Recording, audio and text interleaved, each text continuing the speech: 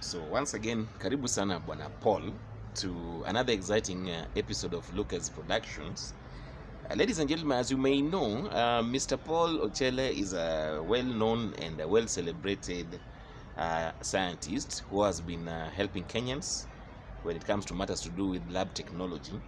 But besides that, Mr. Paul also has ambitions, political ambitions, which he's going to share with us today before we finally delve into matters pertaining to his profession, that is lab technology. So Bwana Paul, leo tunataka tuongee siasa sababu umeonyesha dalili ya kusimama kama MCA wa eneo la Embakassi Ward. So karibu sana Mr. Paul to this conversation. Asante sana. Mr. Paul, everybody in Kenya, almost everybody in Kenya wants to be either an MCA or an MP or a senator. What inspires you to transition from your current engagements as a lab technologist, a very well experienced lab technologist within the health sector, to elective politics? Thank you so much, George. What inspires me most is the desire to deliver what has not been delivered in Embakassi Ward by them that have held that office before. And the feeling that I have the wherewithal to deliver it to them. Yes. Bwana Paul, many young people are joining politics, especially with the promise of change, because that is the clarion call, the promise of change. What are some of the unique qualities? What are some of the experiences that will distinguish you from other aspirants in Embakassi Ward? That is in regard to the youth. Yes. And the expectation. And other people also want to join the fray. Yes, I look forward to bringing on board all the stakeholders from the youth that you've mentioned, and that are looking for change, and other, stakeholders, the women and the men within the ward, including the people with special needs. Yes, disability, PWDs. Disabilities, the PWDs, and such like. Because all these classes or categories of the constituents of the ward desire to be, given service, and this particular service has been promised by, the MCAs that have been there before, but they have never been delivered. I look forward to working with them. I look forward to consulting with the women within the ward. I'm looking forward to consulting with men, both the elderly and the young, and the youth within the ward, to be able to identify areas where their needs are, and the areas that they feel they are left out, so that I can be able to, bring change, that particular change that they decide, according to them. But why should they vote for you, Bwana Paul? Kwa nini watu wa Embakassi Ward wakupigie kura? Why should they vote for you? And not any other candidate? I think all the candidates merit. They deserve to be voted for. But I deserve more. I think I'm a better option for the people of Embakassi than any other person that will that might have actually shown interest or will show interest. I believe I have all that it takes to bring that change that the Embakassi Ward electorate have always lacked and have always desired. That is my point. Let us talk about vision, Bwana Paul. Should we start calling you Mheshimiwa? Let us talk about it. So, what is your vision for Embakassi Ward? I think I should have been called Mheshimiwa long back. So that name is already. Yes. So thank you, Mheshimiwa. The people of Embakassi Ward should have actually begun calling me Mheshimiwa. Yeah. Are you being supported by Babu Owino as it is alleged? When him to Babu Owino? Because there are rumors flying around that you're being supported by Babu Owino. Is that true? How I wish Babu Owino could support me, and I believe he will support me. So it's not true? No, that you're being supported. At the moment, You're Babu's candidate. It's not true. At the moment, I'm not his candidate, but I know he could be supporting me. Perhaps I've not known, but he could be supporting me, and so that is why people have actually known that. You're neither denying nor supporting that Babu is supporting you. No, no. Well, I may not actually tell whether he's supporting me, but it could be known to some of my constituents that he's supporting me, and I wish he supports me, and I believe he's going to support me. Yes. Paul, Kenyan politics is very much driven by party networks and political vehicles. In terms of political party or coalition, which one are you considering? Which platform are you considering? On political parties, going forward towards vying for this position, I must actually definitely use a political party. I will not consider going as an independent candidate. But I beg not to mention this political party at this particular time for reasons best known to me. I feel it is quite in order that I preserve that information, that bit of information, until that time comes. Okay. Yes, sir.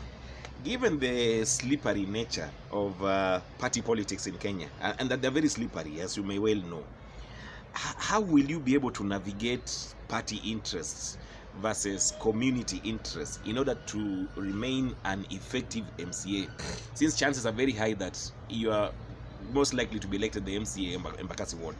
How are you going to navigate through the slippery nature of Kenyan politics and community interests? Oh, my brother, let me say this. Party as a vehicle of contesting to this position remains important, yes. But it cannot be more important than the people of Embakassi that I'm looking to serve. I'm looking forward to serving. I look forward to delivering to these people regardless of the party interests. You know, you may be elected on a party ticket, a party whose interests are against your people. And you see, the party does not elect you. In this case, it is the people that are going to elect you. Yes. These people are from different, some of them at the moment, as we are speaking, are in different parties. And now, on a different party, or in a different party that you will not use to vie for this position. Now, now, when you are elected, you no longer become, you no longer become subject to the party. Yes. You now become, a representative of the entire constituents, regardless of their political parties or political party affiliations. Now, in this regard, I may not necessarily discuss party having been elected, because at that particular time, I'm now supposed to deliver to the people of Embakassi. Yes. Even those who did not vote for you. me. Yes. Yeah. Yes. And I appreciate that, Mheshimiwa Paul, because we know that politics is a bit tricky. But would you like to comment between ODM and Wiper? Which party is most likely? Which is the main dominant party in Embakassi Ward? And I know it's a very tricky question. If you can just give us a clue. Yeah, that is a bit tricky question, given that Embakassi Ward, just like the entire Embakassi, the wider Embakassi, yes, Embakassi South, Embakassi East, Embakassi South, and all that, are dominated by Kambas and Kisses. Yeah. Now, if you look at the political temperature of the country today and the realignments that are taking place at the moment, you will realize that Embakassi Ward, where I'm vying, yes, has a greater population of Kisses and Kambas. Now, if you look at if you map out the entire ward, you will realize that the Kambas and the Kisses comprise or they constitute like more than half the population. Now, you realize that if you are to choose your party based on the tribe that is dominant within the ward, then you may be you may be deluded to choose Wiper or to go for where Matiang'i is, thinking that Kisses are going with Matiang'i. Now, if Matiang'i is in Jubilee, like we saw him being endorsed the other day, you may think that you have to go with Matiang'i's party. But in this case, I would like to put it clear that I'm not going to vie on Wiper ticket. Yes, because of the fact that yes, there are canvas, but I need the Kisses that are within the ward, and I also need the Luos and the Luyas and other tribes that form or constitute the ward. Now, I look forward to using a party that will be competent. That will be competent in the aspect that it will be able to lay out policies that can be consumable by the people of Embakassi. So I'll actually base my choice of the party on the policies or the manifestos of the party, but not the tribes and the parties that are formed in their regions. That is despite the rumors that when mtu babu wawina. That is despite that fact. Yes. Okay. If we look at the political realignments, Paul, that's ahead of 2027 elections, both at the national and county levels, how do you think this might influence your choice of the kind of political vehicle that you will use? It will definitely influence because Brother George, the truth of the matter is when you are vying for such a position, you will definitely invest your finances. Yes. Now, if you are going to invest your money, which is actually hard earned, you may not invest it in a futile course. So you may end up actually identifying with a party, a political party that, according to the temperature of the political temperature of the country at that particular time, will be actually drawing many towards it. So in this case, if it will be ODM that will be amassing masses and persuading people to believe that it is the best, then I'll be going with ODM. If it will be ODA, then I'll be going with ODA. Yes. So some people also saying that you have connections with William Ruto. Could you clarify that for us? Oh, it is my desire that I remain very close to him. It is indeed my desire that I remain very close to him. So you're neither denying nor accepting the fact that when him to Babu Owino, and at the same time you are very close to William Ruto. I want to really link up myself to Babu Owino, and I want to link up myself to the president and his people. And the president is listening. William Ruto watches some of these things, so he's also watching. So you're neither denying nor confirming when him to Babu Owino, and at the same time when him to William Ruto. Yes, they are my brothers, and I decide to work with them. Paul, do you think you can face opposition from Bunge la Jacaranda? We are talking of people like Omosh 1 Hour. We are talking of people like Songa. We are talking of people like Nywele Sos, the so-called Bunge Prime Minister of Jacaranda. Yes. Because they are very active politically as well, and also have political ambition.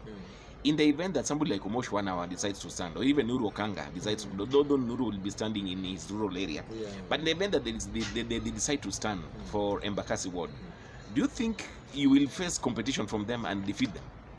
I think they might end up, turning into my supporters if they ever attempted to contest against me, because they do not have the wherewithal to contest against me, especially in Embakassi Ward, or even perhaps any other place that we choose to contest against each other with them. Yes. So that's a direct message to Omosh 1 Hour, direct message to Bunge la Jacaranda generally.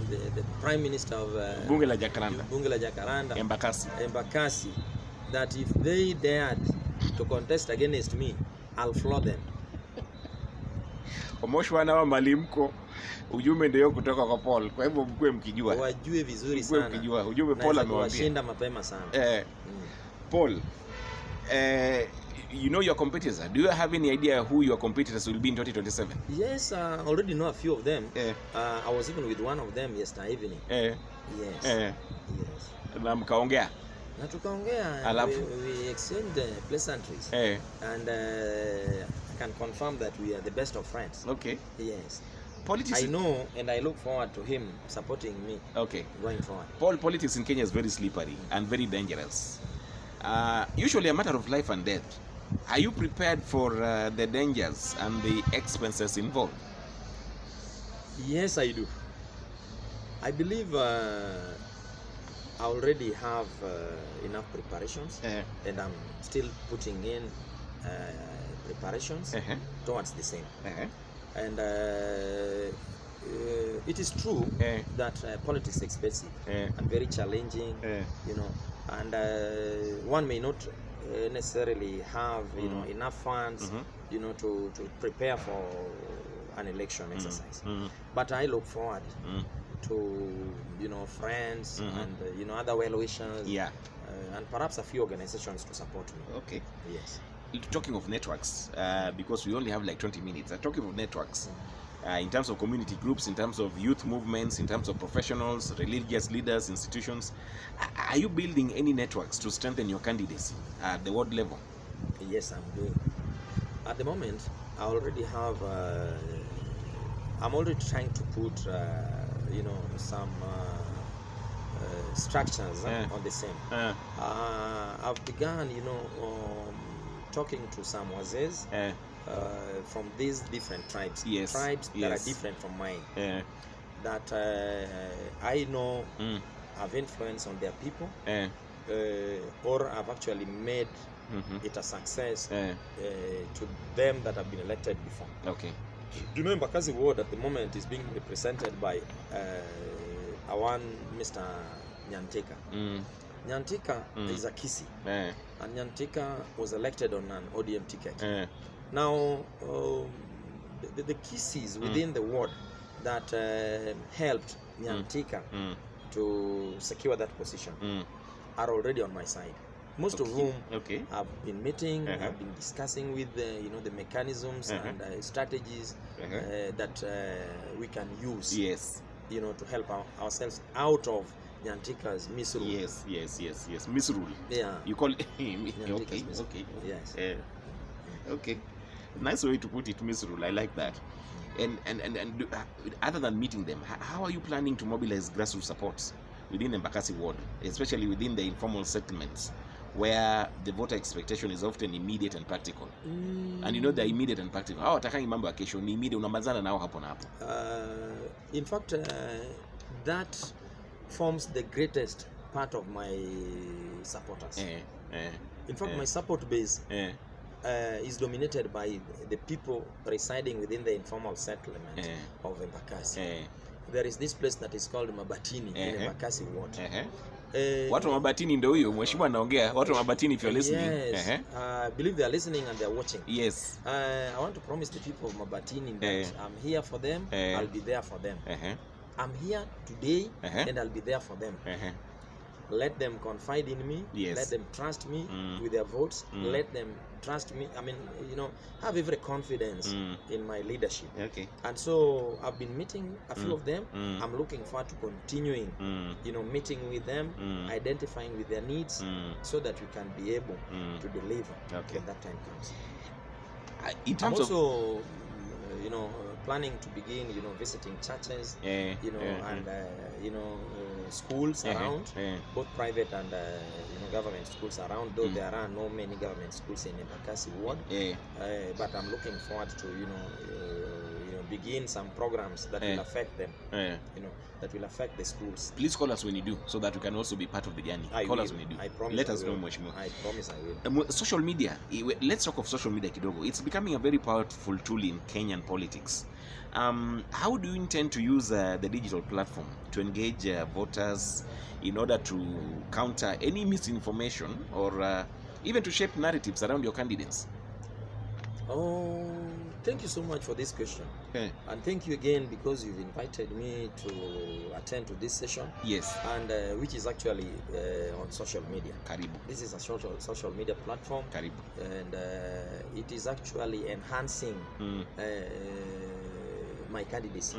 I believe there are so many people watching it, and they are coming to realize or to know that Paul Ochele is going to be on the ballot come 2027. I look forward to working with such institutions like yours on social media platforms and other digital platforms, to be able to market myself, to be able to popularize myself among the people of Embakassi and beyond. Yeah. And do you have a secretariat in place to help you manage your campaign? Not yet, but I'm actually coming up with one soon. Yes. Also let us know when you have, so that during the unveiling of the secretariat, we are there to work with you through the journey. Thank you, I will. Now, Bwana Paul, as we finish our conversation, because we've already have 20 minutes, how do you see the role of members of the County Assembly, MCAs? How do you see their roles evolving in the context of devolution and governance reforms in Kenya? I want to say that the MCAs have a role, yes, but they have not been playing their role according to the Constitution. And probably that is why our devolution process has been slow. And I may not speak ill of them so much, because I'm going to be part of them very soon. But regardless of that, I will still afford to say they have not played their role according to the Constitution. So members of the County Assembly have let Kenyans down. In other words, that's what you're saying. That is what I'm saying. They have let Kenyans down. They have let Kenyans down. Because Kenya is a very rich country. Yes. And the funds that are being allocated to our counties, that the very, very MCAs are in charge of, because it is them that they are doing the oversight role. Now, if they did the oversight role accordingly, or the right way, then I believe devolution would be so enjoyable and so empowering to Kenyans by now. I think we would be having, our roads well developed, our hospital facilities or health facilities, well developed and, readily available within our localities, and, well equipped, and, what else? The schools. And so on and so forth. And is that how you intend to use your position to drive meaningful change within Embakassi Ward? Exactly. And beyond? Exactly. Yes. Bwana Paul, tukimalizia, other than yourself, if you talk in terms of political coalitions that are there in the country at the moment, because we have Team Rigathi Gachagua and Kalonzo Musyoka, and Team William Ruto and Raila Odinga, which coalition do you see clinching power in 2027?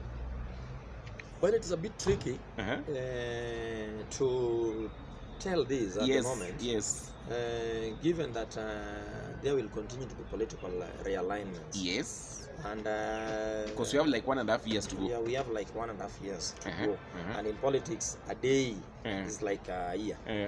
Now, even if that will be so, yes. One fact is that Rigathi Gachagua constitutionally is not allowed to vie for presidency, and so if he attempts to vie, he will be blocked. Okay. Now he will have to support someone. And if you consider what has happened in the past 1 week, 1 or maybe 2 weeks, then you will realize that what the so-called opposition at the moment, the Rigathi Gachagua, Martha Karua, Kalonzo Musyoka, Eugene Wamalwa, and their brothers, wing, have suffered one thing. They have not been able to consolidate themselves to become a team. Yes. So it becomes an advantage. Yes. To the President Ruto, Honorable Raila wing. So, because they already know what they are looking for. Yes. The two already know what they are looking for. Yes. And there is no time that Raila will be having any room to run away from Ruto. Yes. That is according to me. Yes. So Raila will definitely have to support Ruto. Yes. And so it means that Ruto is assured of, some particular regions, voting for him. Whereas Rigathi Gachagua and the wing do not really know who will vote for them, because I'm predicting, or I'm foreseeing a scenario where they are going to divide themselves. They're going to split. There will be some disagreements based on who wants to, the flag bearer and so on and so forth. So that is my position. So if you ask me whom I'm actually seeing, carrying the day in 2027, then I will definitely tell you, it is Ruto. Okay. Yes. Thank you, Bwana Paul. Thank you so much, Mheshimiwa, and we will walk with you through this journey mpaka ufike mwisho, so that you can also see you celebrating eventually when you take office as the next MCA in Embakassi Ward. So thank you very much for your time. Welcome.